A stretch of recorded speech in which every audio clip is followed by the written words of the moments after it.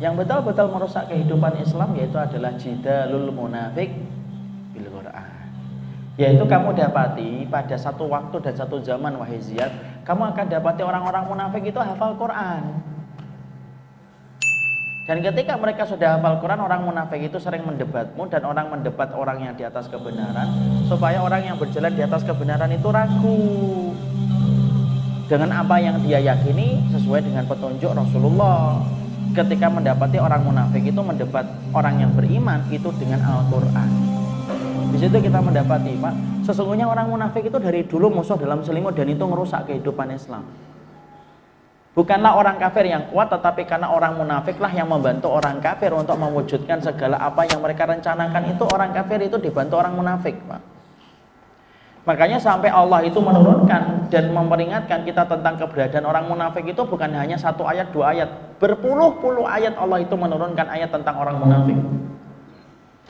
Bahkan kalau kita membaca apa yang disampaikan oleh Imam Ibnu Katsir di awal-awal surat Al-Baqarah, sampai Imam Ibnu Katsir itu berkata, Allah ketika menerangkan di awal surat Al-Baqarah, menerangkan tentang sifatnya orang yang beriman, Allah cuma terangkan 4 ayat. Ketika Allah menerangkan di awal-awal surat Al-Baqarah tentang orang kafir, hanya 2 ayat. Innal ladzina kafaru sawa'un 'alaihim a'andzartahum am lam tundirhum la yu'minun khatamallahu 'ala qulubihim wa 'ala sam'ihim wa 'ala absarihim ghishawatu wa lahum adzabun.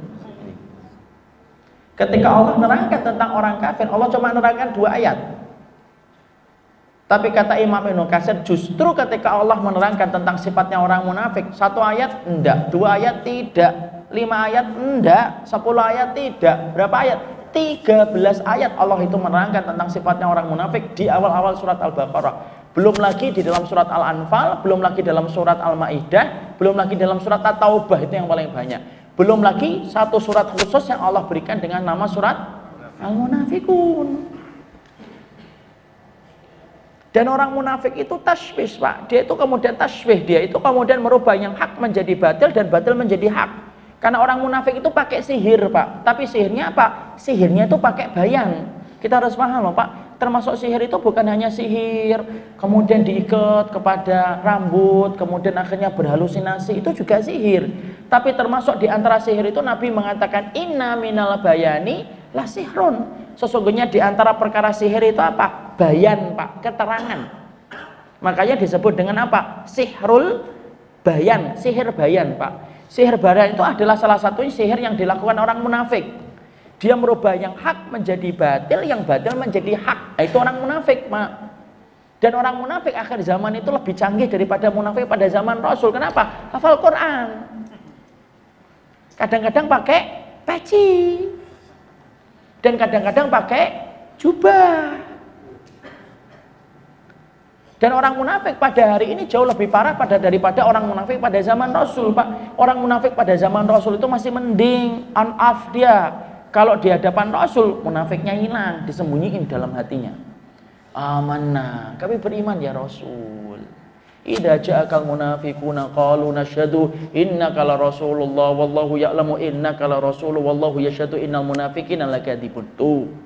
Orang munafik itu pada zaman dulu masih mending, Pak. Kalau di hadapan Nabi, dimatikan dulu munafiknya. Kalau sudah jauh dari Rasulullah, baru dihidupkan kembali kemunafikannya. Ketika jauh dari Nabi, mereka ngomong apa?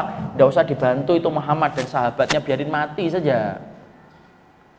Mereka mengatakan Muhammad itu besar perutnya, pengecut Muhammad itu jauh dari Nabi, baru hidup munafiknya. Kalau munafik hari ini, on terus, Pak, 24 jam. Karena tidak ada yang ditakuti oleh mereka. Di TV, di media sama menyuarakan supaya kita ragu terhadap syariat Allah. Intinya propaganda munafik itu agenda besarnya cuma satu, supaya orang itu tidak yakin dengan syariat Allah. Dan mereka adalah orang yang paling pandai dalam sihir masalah bayan. Masa? Iya, Pak. Perhatikan bagaimana kisah terfitnahnya Ibunda Aisyah. Loh, kita kan paham kan Ibunda Aisyah itu istrinya Nabi, coba. Ibunda Aisyah ketika saat itu menemani Nabi dalam peperangan Ghazwatu Banil Mustalik. Peperangan yang tidak terjadi kontak fisik itu adalah Ghazwatu Banil Mustalik, Pak. Dan saat itu ketika dikocok nama siapa yang menemani Rasul, yang keluar itu siapa? Ibunda Aisyah. Kalau bapak kan nggak usah ngocok. Karena istrinya cuma satu. Kalau mati Rasulullah dikocok, siapa yang keluar? Dan yang keluar itu adalah Ibunda Aisyah radhiyallahu. Jangan sensitif ya. Yang keluar Ibunda Aisyah nemenin kemudian Rasulullah SAW. Ketika dalam perjalanan pulang, karena dulunya bagaimana sih istrinya Nabi kalau ngikutin dan membersamai Rasulullah kalau perang, mereka naik haudaj. Haudaj itu apa? Tandu kemudian dipikul oleh 4 sahabat, ditutup tandunya itu dan tidak kelihatan dari luar. Kenapa? Tidak ada satu syariat yang paling detail ngatur hubungan laki-laki dan perempuan kecuali syariat sunnah. Detail itu supaya menjaga fitnah dari zina. Maka kemudian haudaj itu dibawa ketika mau perjalanan balik ke Madinah, diletakkan sebentar ketika Nabi menyuruh istirahat. Nah ternyata Ibunda Aisyah merasa, loh kalau saya kok tidak ada, cari-cari hilang.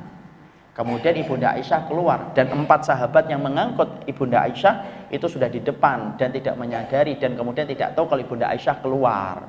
Ibunda Aisyah nyari-nyari gitu lama, tidak sampai jauh tidak sadar.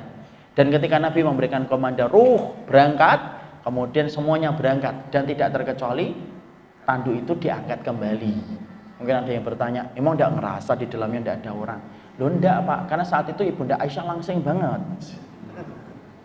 Kalau mungkin hari ini beda banget, wah kok enteng gitu. Ibunda Aisyah itu ketika waktu muda langsing betul. Nakhif beliau itu dikatakan dalam sirah Pak. Kami baca dalam sirah, dikatakan Ibunda Aisyah itu perempuan yang langsing. Makanya ketika pertama kali lomba lari dengan Nabi, menang atau kalah Ibunda Aisyah? Menang. Karena apa? Nakhif, dia kurus. Lah ketika kemudian akhirnya Ibunda Aisyah kemudian balik ke tempat itu, tidak lagi didapatkan ada tandunya, sudah pergi jauh, dia melihat titik hitam mengarah ke kota Madinah. Sudah Ibunda Aisyah kemudian sudah duduk dan berkata, nanti kalau dia tahu bahwasanya tendanya kosong, pasti akan balik untuk menjemputku. Duduk Ibunda Aisyah, dibuka cadarnya. Karena semua istrinya Nabi bercadar.